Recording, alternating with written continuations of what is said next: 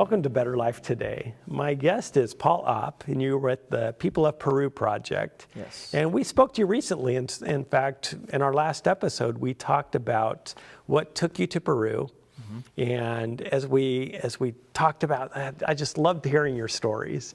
And we got wrapped up in a little bit, and you were telling us what changed and the impact that COVID had when it came a couple of years ago, how it impacted the community down there and impacted your organization. And we're going to be talking today. You had also mentioned your surgery center, and that's going to be the focus of our program today. But I wanted to hear a little bit more, because I think there was more to say about how God led you through the couple of years of COVID. Yes, if you take every challenge that organizations like mine have in a developing country, working with people who are shackled in abject poverty, and then you put COVID on top of that, you have exacerbated that by multiples. For example, this impoverished family living day to day, and the breadwinner dies because of COVID. Now mom or grandmother has got responsibility for the same number of individuals, but she's never worked outside the home before. She's never had to generate the income. She's always taken care of things on the home front. So, you can't have less than nothing. And when they were struggling to begin with two people trying to provide income, now mama doesn't have that support at all. Right. And so we had to do a lot of changing. We provided some microloan programs that were actually 100% successful with the people, these women that we started in business maybe for the very first time, or women whose businesses died because of COVID. It was a military lockdown. They couldn't go outside. They ran out of food. Within days, people were hanging white flags out there on their house indicating they had no food. So we started distributing tens of thousands of pounds of food to families in crisis. Right. And then gradually, as things started to ease up and things, the markets began to open and people were able to get out and about and do a few things, trying to take as many of those individuals as we could, start them in the microloan programs, help them in other ways that were sustainable, because obviously we can't feed a whole city forever, and we were just, there's 750,000 people. So we did what we could. Our groups couldn't come for a long time, and so that freed up our staff to really focus on some of these other programs. Water filtration has become a big deal for us. We have connected with some suppliers that will keep us going for many years in terms of the filtration systems that we're distributing. Our donors back home are sponsoring those filtration systems to individual families. That has helped, because now it's taken some of the resources that people had to spend on clean water every day for drinking and anything else. Now they don't have to spend the money on that. Or all of the bacterial-borne illnesses that they would receive from drinking and using the contaminated water, now they're not spending nearly as much on hospital visits and medicine, and parasites and all the rest of it that goes with it. And so the water filtration has been huge. The microloan program for women has been very successful. And there's just lots of things. The dental clinic is still open 5 days a week, free for impoverished people. And when the medical teams come, like the one that just left a few weeks ago, they treated over 1,000 people while they were there. And so it's been huge, but it just meant an adjustment on our part until things get back to a little more normal. Right. And normal, there's still a lot of need there. One of the challenges that were predicted was what is going to happen with donations. What is the support going to look like? Did you guys have those same fears as far as how are we still supposed to do this? Yeah, my wife and I said 22 years ago when we started this organization, and people would ask us, how long are you going to do this? We said, as long as God provides. Amen. And that will be our indication, because God's not having financial problems. He has difficulty sometimes getting his resources out of our pockets, but he's not having financial problems. Right. So we said, as long as the Lord provides, this is not my work. It's not my wife's work. This is God's work. We're just privileged to be a part of it. So as long as He provides, we'll do it. And if that means until my grave, then that's fine. So be it. You know, if he replaces me sooner than that, then so be it. But we will continue. So we thought, well, I wonder if this is it. You know, is this the beginning of the end? And I'll tell you, I think it touched the hearts of people back home who were struggling here in a country where if there was any resource available, we have it. Now, I know there are lots and lots of people that were devastated by the whole COVID thing because of the shutdowns and the businesses and lost jobs. And I understand that. I don't want to minimize that at all. Right. But we're talking about working in a population where tens of thousands of people are struggling every day for survival anyway. Right. And then you put COVID on top of it, shut down the city, military lockdown. I mean, it was really, really bad. Right. Yeah. And God used you through that. Yeah. It's And amazing. And the generosity Yeah. from back home, I guess that's what I started to say, was unbelievable. It was actually completely opposite of what we expected. Right. People were contacting us saying, what do we need to do to keep you guys viable down there? What do you need? Somebody that had been supporting our education program, which got shut down for a while because schools closed, they had to, everybody had to figure out how to do this online thing. And, it was, so our students were not in school for a while. But a philanthropic organization that's been underwriting our education program for the last few years contacted us out of the clear blue and said, we don't usually do anything outside of education, but what can we do for you? And I said, man, there are thousands of people who need food. And for 2.5 years, that organization underwrote our food distribution program. Right. Plus, I mean, many other people contributed as well, but we had that core every month where we knew that we could count on that. It was amazing. It was absolutely opposite of what we anticipated. Right.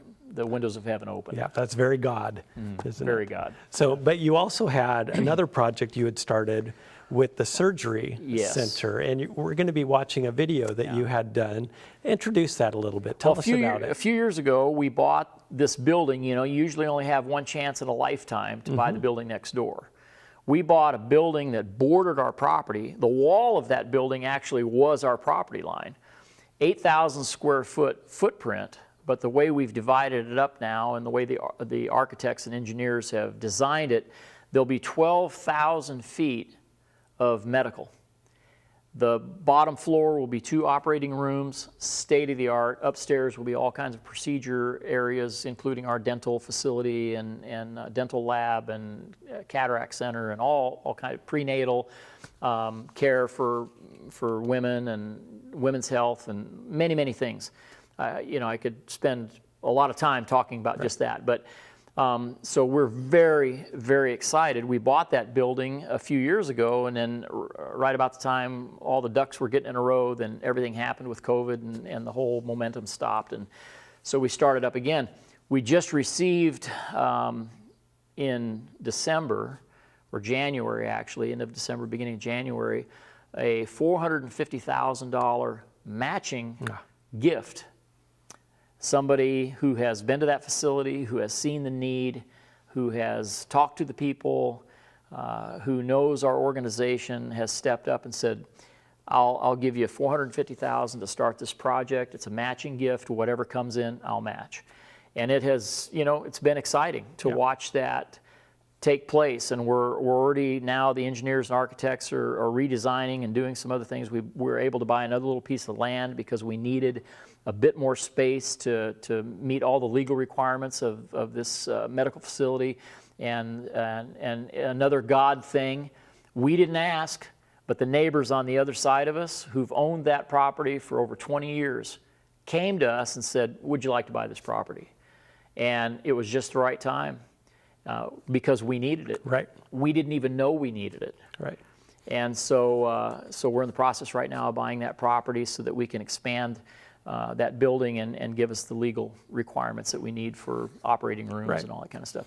All right, so you brought a video along, and we're going to watch a video that talks about the need and also the solution. Yeah, the first part of that video, you'll see the need and the contamination and the water and water purification. You're going to see some of that, and then it's going to talk specifically to people, interviewing people all over the region that would benefit tremendously by this free surgery center staffed by volunteers from around the world. Right. All right, let's take a look.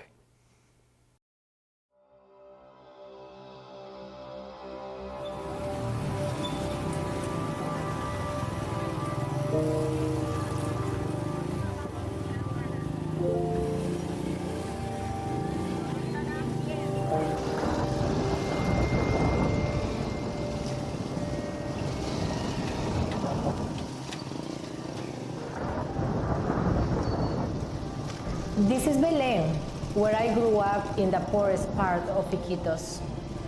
My family was very, very poor.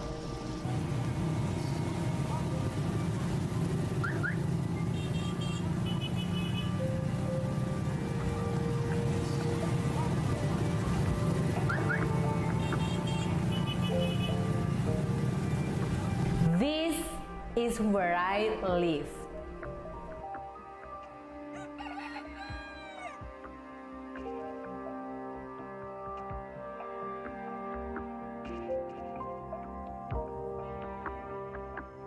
This is a floating area where most of poor people live.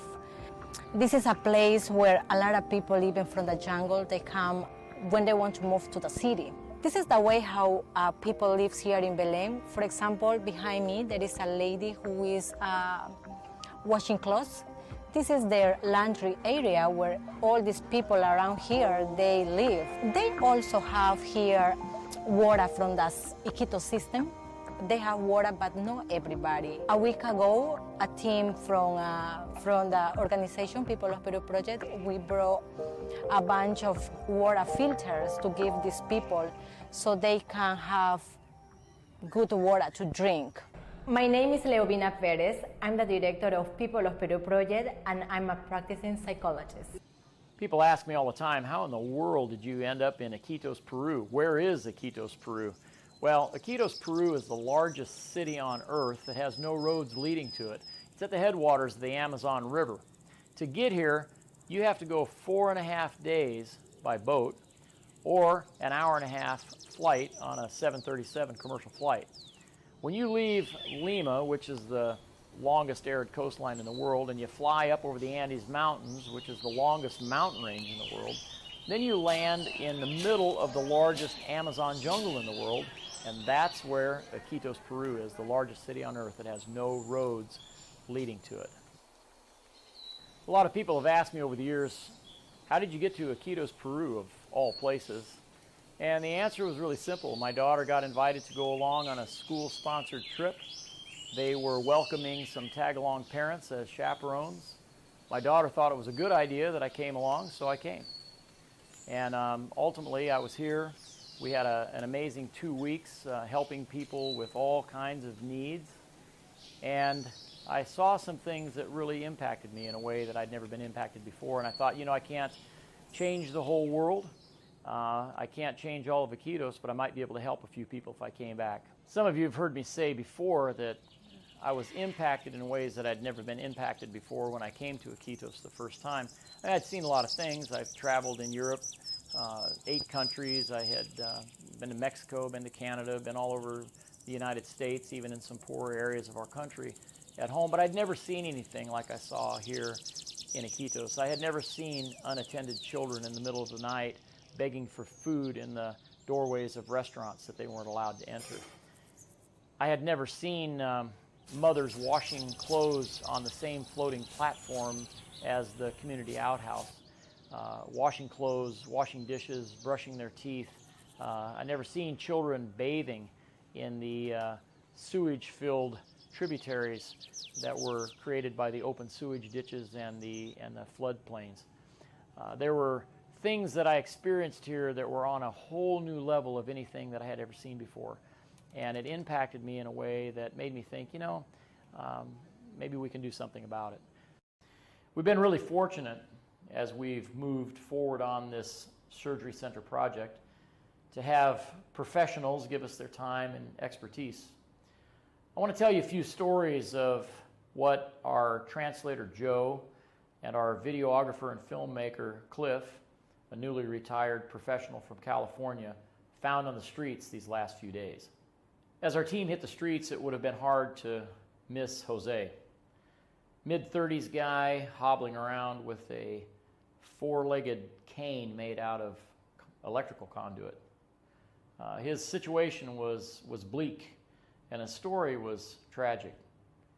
When he was a young man, he had a serious accident and went to some local physicians to be put back together, and during the course of several surgeries, he ended up being partially paralyzed. That was a result of serious infections that came from those surgeries. In addition to being paralyzed and losing his normal mobility, he ended up with a lifetime colostomy. Now, a colostomy, under the best of circumstances, would be difficult for people. But when you're Jose and you're selling peanuts on the street for a living at literally pennies a day of profit, you can't afford the basic needs of life, never mind a medical supply like colostomy bags.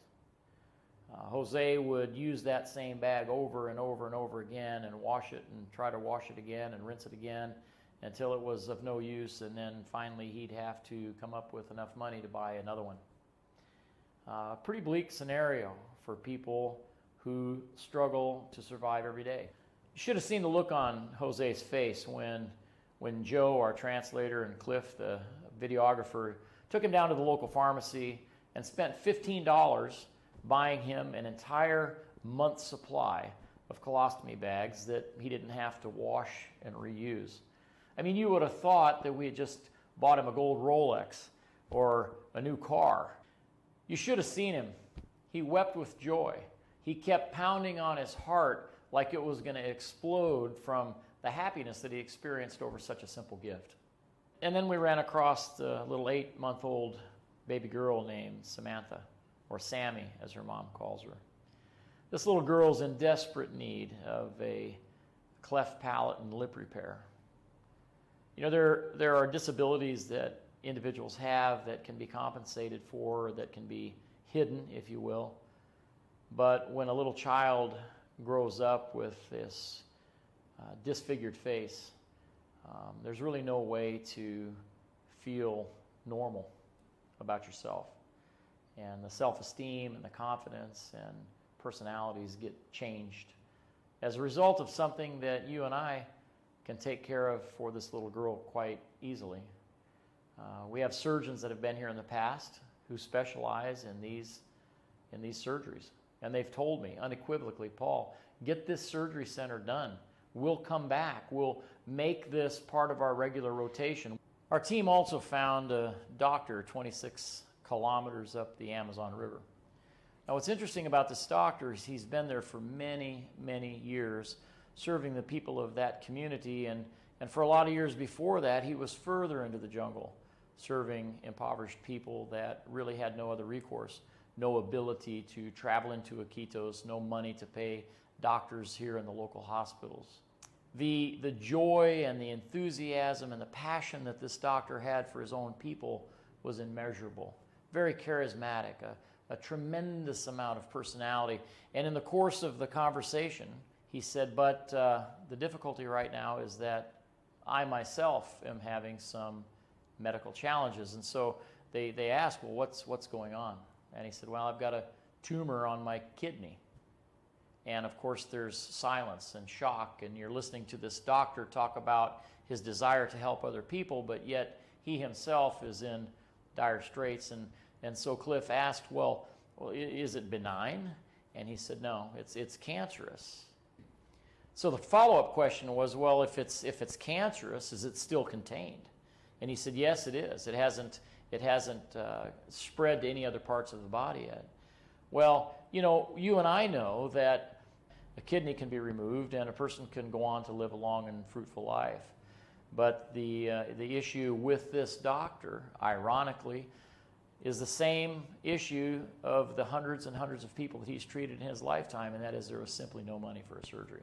The need for a surgery center here in Iquitos that is specifically built and specifically functions for impoverished people who have no other recourse that need is overwhelming. These stories just go on and on. Then there was 17-year-old Angelina with 2-year-old Gabriella. This little baby girl was born without a rectum. The mom shared the struggles of what it's like to keep a colostomy clean and cared for on a 2-year-old. If she had money for the colostomy bag, she doesn't have the money for the transportation to get to the city to purchase those bags. So we're talking about people with very, very limited resources. Late in the afternoon, as we left the market, I spotted a lady moving slowly toward the boat docks. She was struggling to walk on her dramatically bowed legs, and it was painful to watch. As we caught up with her and introduced ourselves, she was quite cordial and willing to speak with us. She told us that she had difficulty standing for any length of time as it was too painful, and a nearby shopkeeper overheard her comment and brought a chair for her as we continued our conversation. Local doctors had told her that at 40 years of age, her bones were simply worn out, and this often happens. She lives in a village about an hour and a half downriver and makes this daily trip to the market to sell chili peppers, spending each long day sitting on the ground. It's especially painful climbing the stairs from the boat dock to the market, but this is my life, so why complain? She said with a subtle shrug. The friendships that she has with other ladies in the marketplace help pass the time until the workday is done. Then it's time for the return trip home. Anna said, I have 3 girls, ages 11, 12, and 14, so I just keep working for my family.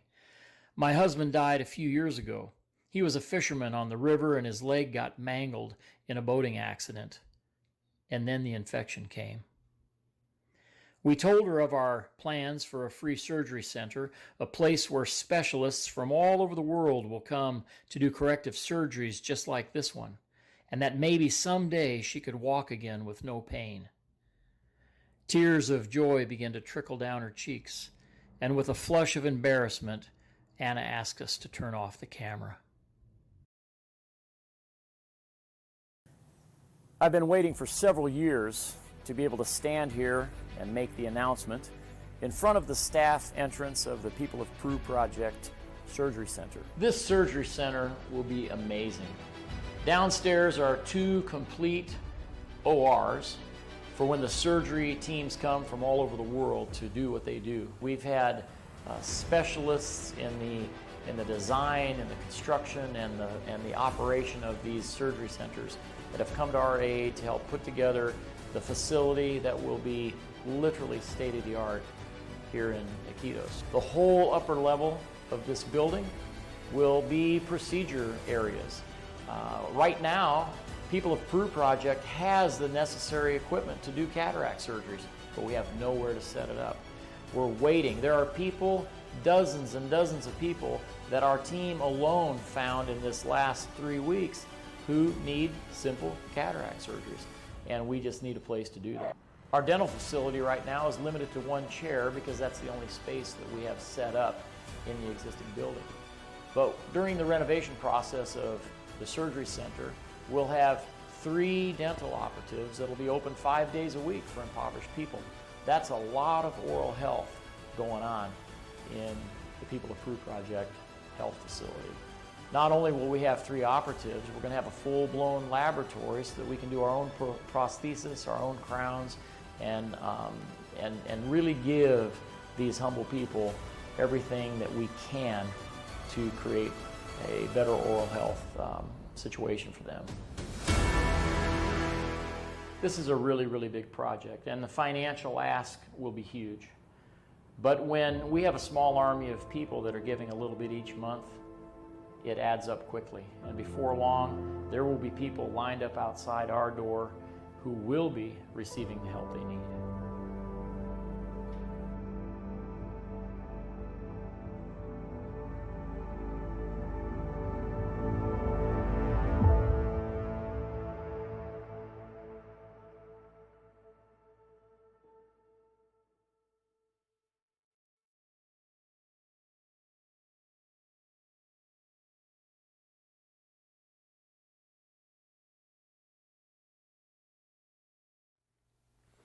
Well, what a video. There's just so much need in this world.